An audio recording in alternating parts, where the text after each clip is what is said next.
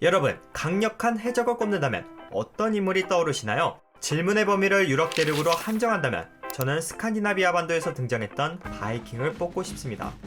역사학자들은 8세기 말서부터 11세기 초까지 300년 동안 바이킹의 시대가 펼쳐졌었다고 합니다. 이들은 한때 프랑스에서 주주된 동전의 3분의 1을 약탈할 정도로 막강한 영향력을 나타냈었죠. 그런데 바이킹은 평범한 해적들과는 구분되는 독특한 특징이 있었습니다. 제가 영상 자료를 조사하면서 가장 인상 깊었던 부분이기도 했었는데, 이들은 종교 시설을 터는 것과 성직자 납치에 도가 텄었다는 특징이 있었습니다. 793년 6월 3일 바이킹 시대의 시작을 알렸던 날도 잉글랜드 연안에 있던 린다스판 섬의 수도원을 쑥대밭으로 만들었던 날이었습니다. 뒤따랐던 그들의 약탈 대상도 유럽에 있던 종교 시설이었죠.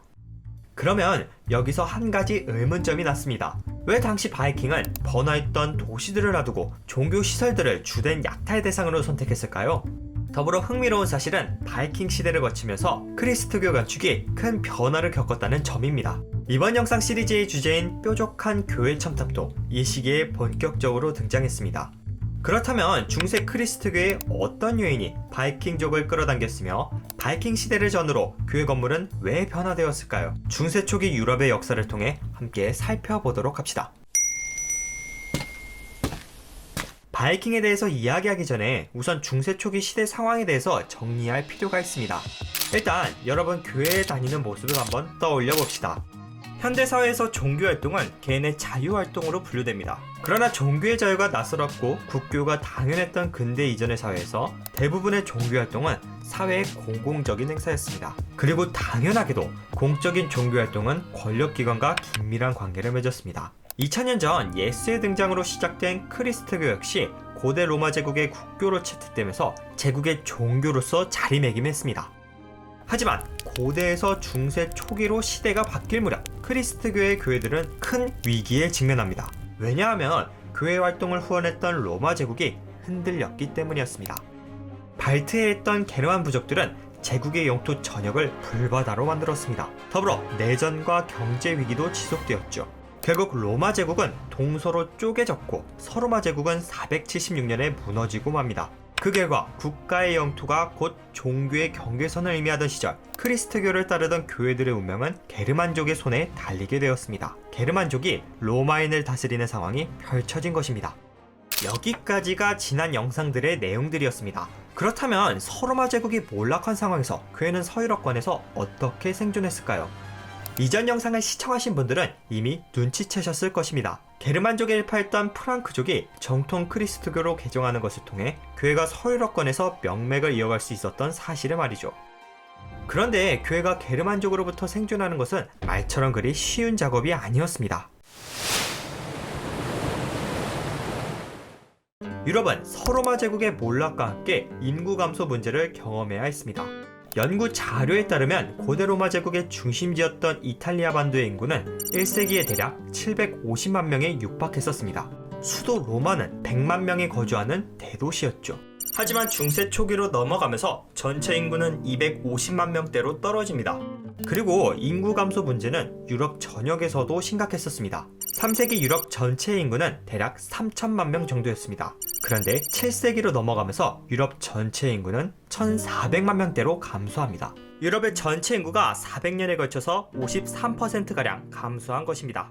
이유는 당연하게도 게르만족의 대이동으로 200년간 전쟁이 끊이질 않았던 원인과 20여 차례 이상 발발했던 대규모 흑사병 때문이었습니다. 덕분에 중세 초기의 사회는 연쇄적인 변화를 겪었습니다. 우선 인구 감소의 여파로 도시가 해체되었고 사람들은 자급자족이 가능했던 농촌으로 이동했습니다. 결국 중세시대 유럽의 인구 80%는 자신이 태어났던 농촌에서 16km 이상 벗어나는 일이 드물었습니다. 그리고 우리가 이 시기에서 주목할 만한 점은 도시의 해체입니다. 도시가 해체되면서 도시가 담당했던 행정이나 사법 시스템은 무너져 버렸습니다. 그리고 서로마 제국 도시들의 빈자리를 게르만 왕국들이 대신해야 했죠. 하지만 게르만 왕국들은 몇 가지 문제가 있었습니다. 첫째, 이들의 사회체제는 너무 원시적이었습니다. 게르만족들은 과거부터 친족과 혈통 중심의 사회를 구성했었습니다. 더불어 부족원들 사이에서 분쟁이 발생하거나 부족의 중대한 일을 결정할 때 이들은 부족원들이 모이는 전체 회의를 통해서 그때그때 결정하곤 했었죠. 하지만 다양한 민족들과 이국적인 관습들이 뒤섞여 있던 로마 제국의 영토에서 게르만 부족들의 방식은 정상적으로 작동될 리 없었겠죠. 두 번째로 성문법 관습이 게르만 부족들에게 없었습니다. 쉽게 이야기해서 이들은 글을 써볼 일이 별로 없었다는 소리입니다. 그런데 사회체제라는 것은 사람들이 납득할 만한 규칙을 바탕으로 분쟁을 조정하고 해결할 수 있는 능력이 있을 때 비로소 안정성을 찾을 수 있습니다. 하지만 원시적이었던 게르만 왕국들은 사회체제의 안정성을 확보할 수 없었습니다. 그 결과 몇몇 게르만 왕국들은 금세 사라져버리고 맙니다. 따라서 통치체제를 보완하는 것은 게르만인들에게 시급한 과제로 떠올랐습니다. 그리고 이때 게르만인들은 로마 제국을 다시 보기 시작했죠. 오늘날에도 로마 제국은 훌륭한 업적을 남긴 제국으로 손꼽힙니다. 그 중에서도 정치체제와 로마법은 최고로 평가받죠. 로마의 법체제를 예로 들어보겠습니다. 아까 게르만족들은 이민족과의 분쟁으로 골머리를 앓았다고 했습니다. 그런데 로마인들은 분쟁을 법을 통해서 이미 모범적으로 해결했었습니다. 왜냐하면 로마인들도 제국의 영토를 확장하는 과정에서 이민족과의 분쟁이 발생할 수밖에 없었다는 것을 일찌감치 알고 있었기 때문이었습니다. 로마인들은 이민족과의 분쟁을 해결하기 위해 민족들 간의 관습이 충돌하는 것을 보완하는 법률, 종조법을 만들었습니다. 그리고 이들은 기원전 242년부터 종조법 해석을 담당하는 이방인 호민관을 임명했고 국가 차원에서 법리학자들을 고용하도록 해서 민족 간의 분쟁을 체계적으로 해결하고자 했습니다. 즉, 기원전서부터 로마인들은 고도로 발전된 법을 통해서 방대했던 제국의 영토를 효과적으로 통치했던 것이죠. 게르만 왕국들이 로마 제국의 문물을 받고자 했던 이유도 바로 여기에 있었습니다. 하지만 게르만족들이 남아있던 동로마 제국에게 도움을 구하자니 너무 그들은 정치적으로 여전히 위협적이었고 서로마 제국은 앞서 언급했듯이 관짝에 이미 누워버린 상황이었습니다. 그러나 게르만 왕국들은 뜻밖의 조직을 발견합니다. 이 단체는 로마 제국의 행정체제를 고스란히 간직하고 있으면서도 정치적으로 그리 위협적이지도 않았습니다. 이들은 바로 로마에 남아있던 교회였습니다. 로마 제국이 지중해 전역을 통치하던 시절 로마 교회는 광대했던 제국의 영토에서 국교 행사를 집행할 수 있는 능력이 필요했습니다. 따라서 로마 교회는 성직자 복장에서부터 행정이나 법률 체계까지 조직 운영에 필요한 노하우를 제국으로부터 받았습니다. 로마 교회는 기본적인 공문서 작성조차 낯설었던 게르만족에게 매력적인 대상이 되었죠. 결과적으로 로마 교회는 게르만 왕국들의 요청으로 국가 기능을 보조하고 공공 기능을 담당하는 조직으로 자리 잡았습니다. 일례로 중세 유럽에서 유아 세례가 사회적인 출생 신고가 되었고 장례 예식이 공식적인 사망 선고가 되었던 배경에도 이러한 이유 때문이었습니다. 그런데 우리가 여기서 잠시 문화의 특징에 대해서 생각해 볼 필요가 있습니다. 문화는 사회 구성원들이 행동하고 사고하는 방식입니다. 그리고 문화는 사람들의 참여로 빚어진 결과물이죠. 중세 유럽이 크리스트교 문화권이 된 것도 마찬가지였습니다. 다수의 동참 없이는 절대 이루어질 수 없었던 결과물이었죠. 그런데 게르만 사회에서 정통 크리스트교가 자리 잡는 것은 쉽지 않은 과제였습니다.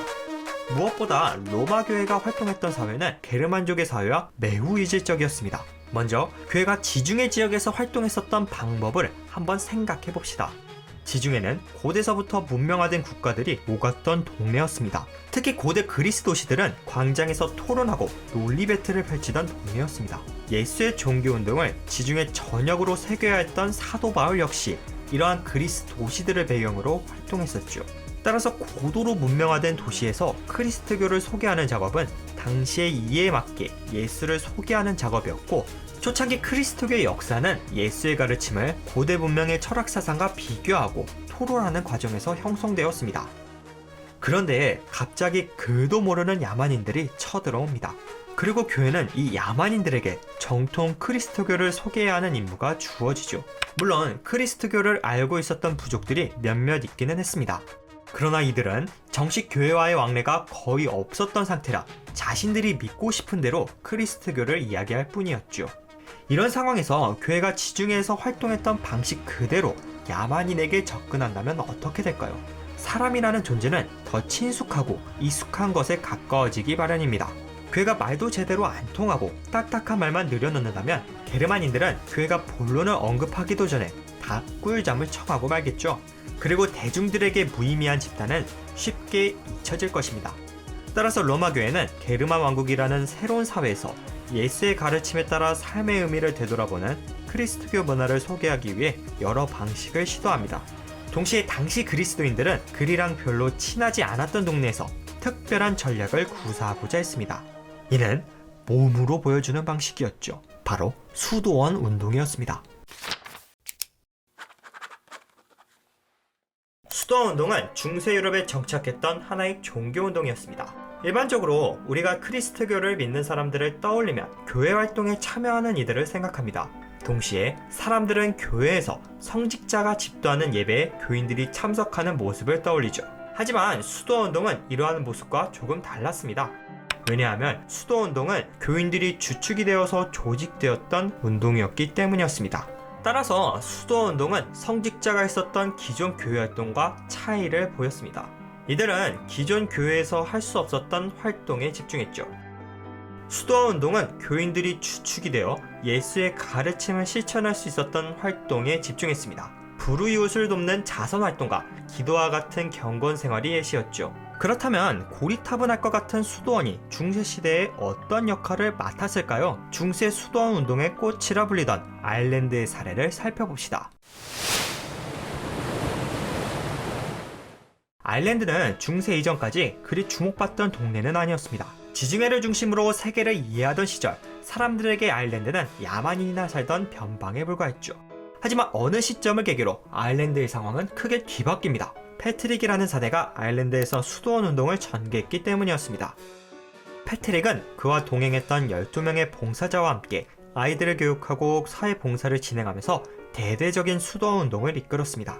이때 우리가 패트릭의 활동에서 주목할 만한 점은 수도원 운동이 일방적이거나 주입식으로 운영되지 않았다는 점입니다. 그는 끊임없이 현지인들과 소통하면서 크리스트교를 소개했습니다.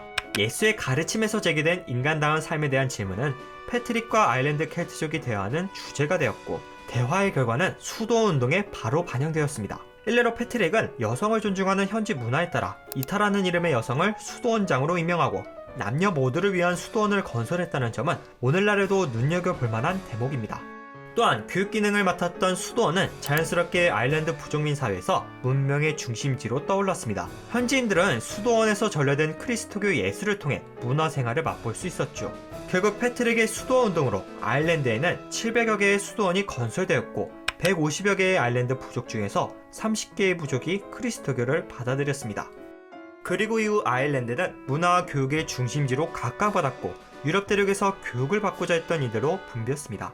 또한 아일랜드는 사람들로부터 성인들과 학자들의 섬이라는 별명도 얻었죠.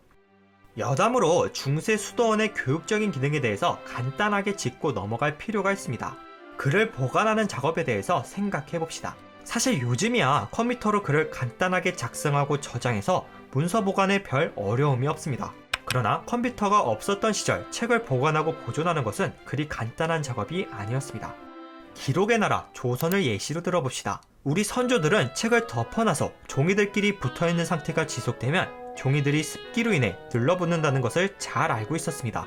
더불어 선조들은 내구성이 강한 한지도 해충에 의해 쉽게 부스러진다는 것도 잘 알고 있었죠. 따라서 우리 조상들은 2년이나 3년에 한 번씩 사고에 보관 중이던 문서를 모두 야외에 펼쳐놓고 한 장 한 장 넘기면서 책을 바람과 햇빛에 말리는 포세라는 작업을 했습니다. 즉, 책을 보관한다는 것은 정기적으로 책의 상태를 확인하고 관리해야 하는 작업이었죠. 더불어 중세 유럽은 파피루스와 양피지를 자주 사용했습니다. 그런데 파피루스는 너무 쉽게 바스라졌으며 그나마 내구성이 강했던 양피지는 습기에 노출되면 쉽게 형태가 뒤틀려버리곤 했습니다. 즉, 책을 두고두고 보려면 누군가가 정기적으로 부스러지고 뒤틀려진 책의 내용을 새 종이에 하나하나 손으로 옮겨야 했죠.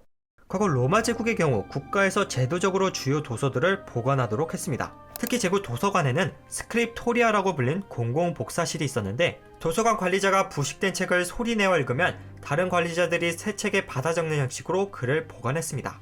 그런데 서로마 제국이 무너지면서 서유럽권 일대 문서 보관 시스템이 붕괴합니다. 따라서 유럽에 정착했던 수도원은 문서 보관 시스템을 유지했던 유일한 사회기관이 되었습니다. 이는 필사라는 고된 노동이 수도사들의 주요 덕목이라는 인식으로 수도원 내부에서 자리 잡았기 때문이었습니다. 이후 중세 유럽에서 수도원은 고전 문학을 전수하고 학술 활동을 지원하는 기관으로 점차 발전합니다. 8세기에 이르면 수도원은 문법, 수사학, 논리학, 산수, 기하학, 천문학, 음악 등을 가르치는 교육기관으로서 고위급 자녀들을 받기도 했죠. 그러니까 지금까지 내용을 정리하자면 중세 초기 교회가 게르만 왕국에서 살아남을 수 있었던 이유로 두 가지를 뽑을 수 있습니다. 첫째는 교회가 로마 제국의 문물을 보급하면서 원시적이었던 게르만 사회의 체제를 보완하는 기구로 떠올랐다는 점입니다. 그리고 둘째는 수도원 운동이 게르만 사회에 깊숙이 스며들면서 교회와 게르만 사회 사이의 이질적인 문화 영역을 융해시켰다는 점이죠. 중세교회와 수도원은 이 과정에서 게르만 사회의 미신적인 풍습을 개화하는 역할을 맡았고, 게르만족의 고유한 관습과 크리스트교 문화를 결합해서 중세 유럽이라는 독창적인 문화를 형성하는 데에도 기여했습니다. 그리고 이러한 배경은 교회와 수도원 건축에서도 고스란히 남았습니다. 바로 베스트베르크 구조물의 등장입니다. 8세기서부터 등장했던 베스트베르크는 교회 출입구 양옆에 교회탑을 배치하고 복층 공간을 마련했던 구조물이었습니다. 교회는 점차 게르만 왕국의 주요 기관으로 자리 잡으면서 많은 인파와 고위계층을 수용할 수 있는 공간을 마련하기 위해 베스트베르크 구조물을 마련한 것이죠. 베스트베르크의 등장은 로마 제국 시기의 교회 건축과 구별되는 독창적인 교회 건축물이기도 합니다. 과거 로마 제국 시기에 정착했던 바실리카 교회 설계의 핵심은 수평성이었습니다. 교회 건물은 입구에서 X까지 이어지는 수평적인 동선에 따라 건축 요소들이 둘러섰던 무대였습니다. 그러나 게르만 왕국이 들어서면서 교회 설계는 수직성에 집중합니다. 수직적인 동선과 높이를 응용한 교회 설계는 교회 건물을 전체적으로 아득하고 웅장하게 만들었죠. 덕분에 사람들은 교회 입구를 바라볼 때 고개를 들어야 높은 베스트베르크와 교회 건물을 바라볼 수 있었습니다. 오늘날과는 낯선 풍경이긴 하지만 당대 사람들은 웅장한 베스트베르크 앞에서 국가 권력의 지지를 받았던 교회 기관과 교회가 지녔던 시대적 책무를 한 번쯤은 헤아렸을 것입니다. 여하튼 게르만 왕국과 교회의 연합은 게르만족 대동이 남겼던 상처를 서서히 극복했습니다. 그러던 789년의 어느 날 잉글랜드 해안가에서 낯선 배 3척이 다가옵니다. 신원 미상의 배가 출몰했다는 것을 경비병에게 보고받았던 포틀랜드 행정관의 비두어드는 부하들과 함께 해안가로 이동했죠. 그러나 이내 비두어드와 그의 부하들은 싸늘한 주검으로 발견되었습니다. 그리고 이것은 바이킹 시대의 전조가 되었죠. 바이킹이라는 단어는 해적을 뜻하는 독일어에서 유래되었습니다. 그리고 이들은 어원에 걸맞게 790년대부터 1060년대까지 유럽을 활보했었죠. 기록에 따르면 덴마크계 바이킹은 700여 척의 선단과 3만 명의 군사를 거느렸으며 스웨덴계 바이킹은 2000여 척의 선박과 8만 명의 군사를 대동했었다고 합니다. 바이킹이 해적지대에 나섰던 것에는 여러 이유가 있었습니다. 특히 900년대부터 1200년대까지 정점을 찍었던 기이한 날씨도 해적지대의 요인이었죠. 바로 북대서양 지역의 평균 기온이 0.2도 이상 올랐던 중세온난기 때문이었습니다. 0.2도의 변화는 캐나다의 산림지대를 북으로 10km 이상 전진시켰으며 척박한 스칸디나비아 반도에 밀밭과 목초지대를 가져다 주었죠. 덕분에 스칸디나비아 반도에 거주했던 바이킹의 인구는 폭증했습니다. 하지만 산악지대가 대부분이었던 스칸디나비아 반도는 폭증하는 인구를 수용할 수 있는 공간이 별로 없었죠. 이는 스칸디나비아 반도에 있었던 바이킹들을 외지로 미는 강력한 압박으로 자리 잡았습니다. 더불어 바이킹은 빠르게 치고 빠지는 전술의 대가였습니다. 이들은 롱십이라는 배로 대략 시속 18km까지 속도를 낼 수 있었습니다. 중세시대 군대가 평균적으로 꼬박 하루에 걸쳐서 20km에서 25km 정도 행군할 수 있었다는 것을 고려한다면 이는 엄청난 속도였습니다. 중세 보병이 꼬박 하루에 걸쳐서 이동할 거리를 바이킹족은 해로를 통해서 단 몇 시간 만에 도착할 수 있었죠. 그렇다면 이들은 왜 중세교회와 수도원을 집중적으로 공략했었을까요? 여기서 잠시 영상 도입부에서 언급했던 사건을 되돌아봅시다. 바이킹이 첫 번째로 공략했던 린다스판 섬은 홀리 아일랜드라는 별명을 갖고 있었습니다. 이름만 들어도 경건할 것 같았던 이곳은 유럽의 성직자들이 즐겨 방문했던 곳으로 오늘날의 대학가처럼 문화와 예술이 결집했던 공간이었습니다. 따라서 수도원은 값비싼 책과 예배향 촛대, 포도주같이 당대 레로라 하는 보물들이 모여있던 공간이었습니다. 더군다나 바이킹들은 운이 좋으면 거액의 몸값으로 주요 직책을 맡았던 성직자들을 팔 수 있었습니다. 일례로 생드니 수도원장 몸값은 금 686파운드와 은 3000파운드에 거래되었죠. 따라서 치고 빠지기에 대가였던 바이킹족은 경비가 삼엄했던 대도시를 대신해서 수도원과 교회를 노략질했습니다. 더불어 유럽 전역에 정착했던 수도원 운동 덕분에 바이킹은 잉글랜드뿐만 아니라 유럽 대륙에서도 쉽게 약탈할 수 있었습니다. 유럽은 바이킹족에게 노다지가 되었던 셈이었죠. 300년간 이어진 약탈은 교회와 국가의 연대로 이루어진 체제에 치명상을 입힙니다.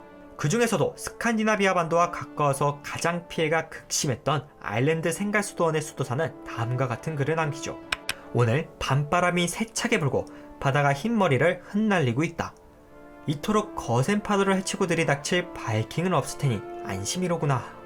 사실 8세기서부터 시작된 유럽의 혼란은 바이킹이 전부는 아니었습니다. 바이킹족이 영국과 프랑스, 독일 지역의 해안가를 쑥대밭으로 만들었다면 7세기 무렵 등장한 이슬람 제국은 북아프리카 일대부터 남유럽까지 점차 세력을 넓혔습니다. 더불어 동유럽 일대에서는 헝가리 민족이 862년부터 치고 들어와서 유럽 대륙은 대략 300년에 걸친 전쟁에 휩싸였습니다. 그리고 오랜 전쟁 끝에 새로운 천년의 시대가 도래하면서 전쟁은 서서히 멎기 시작합니다.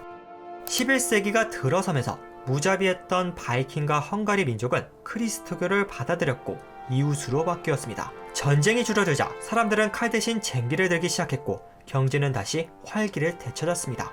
11세기의 안정은 유럽 인구수에 고스란히 반영되었는데 11세기서부터 14세기까지 유럽 대륙의 인구는 3천만 명대에서 6천만 명대로 증가합니다. 그리고 사회의 안정세는 문화와 예술에 대한 후원으로 이어졌습니다. 사람들은 폐허가 되었던 도시와 교회들을 수리했으며 유럽인들의 기억 속에서 전성기로 남았던 8세기와 고대 로마 제국의 영광을 복원하고자 했습니다. 로마인의 수법을 담은 양식, 로마네스크 양식이 그렇게 성행하게 되었죠. 로마네스크 양식은 전쟁과 폐허를 딛고 일어섰던 양식이었습니다. 따라서 11세기 로마네스크 양식이 적용된 교회와 수도원 건물은 새 시대를 열겠다는 포부가 스며들어 있습니다. 전쟁과 혼란에도 흔들리지 않겠다는 다짐으로 사람들은 교회 건물들을 튼튼한 요새처럼 건설했죠. 바실리카 양식에서 주로 쓰였던 목조 지붕은 화재에 취약하다는 이유로 아치 형태의 석조 천장으로 바뀌었고 교회 벽면은 석조 천장의 무게를 버티기 위해 두껍고 튼튼하게 보강되었습니다. 덕분에 교회와 수도원 건물 전체는 육중한 느낌을 자아내었죠. 더불어 로마네스크 교회 건축 양식은 크리스트교 메시지 전달에도 집중했습니다.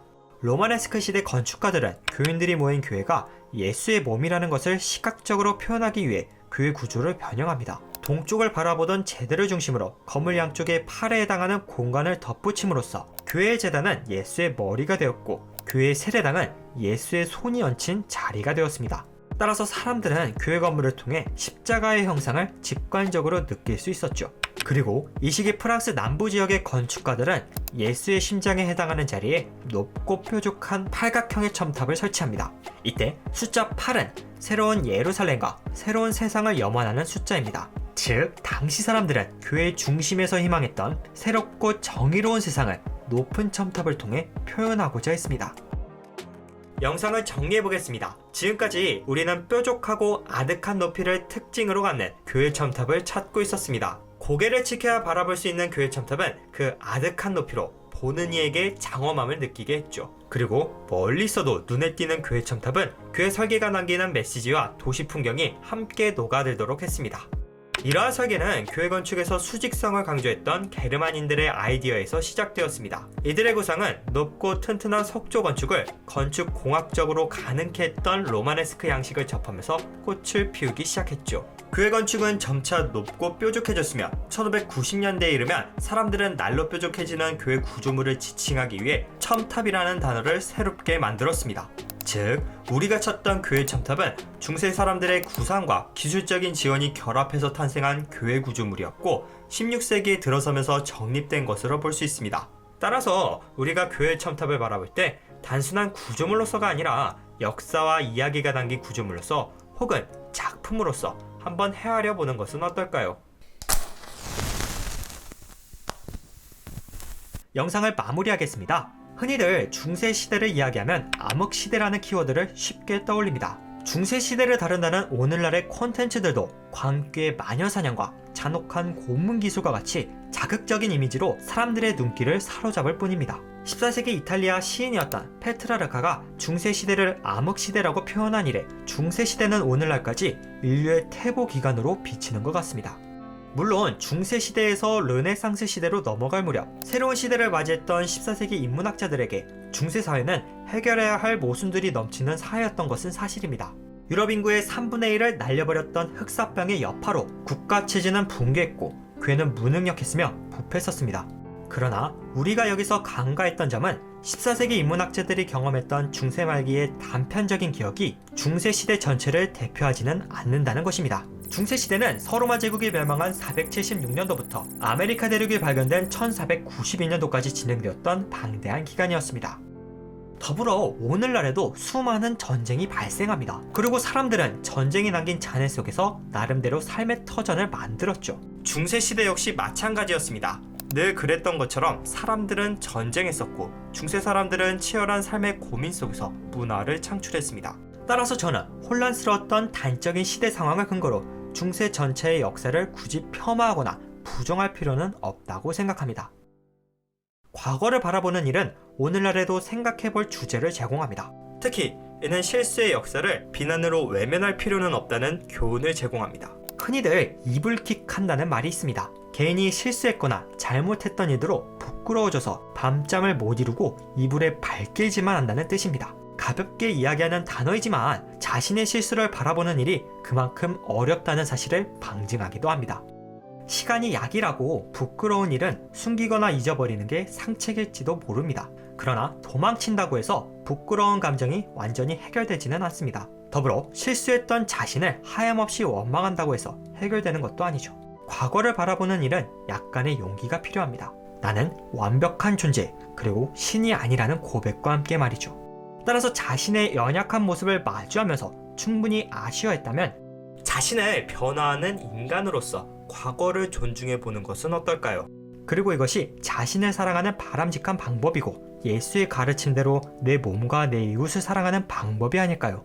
더불어 이것이 부끄러움 앞에서 조금 대범해지는 방법이 아닐까요? 어쩌면 우리는 과거에 내가 있었기에 지금의 내가 있다는 당연한 사실을 쉽게 잊고 지내는 것일지도 모르겠습니다. 영상을 마칩니다. 다음 시간에는 뾰족한 첨탑이 어떻게 한국에 등장했는지 살펴보면서 영상을 이어가도록 하겠습니다. 지금까지 시청해주셔서 감사합니다. 샬롬.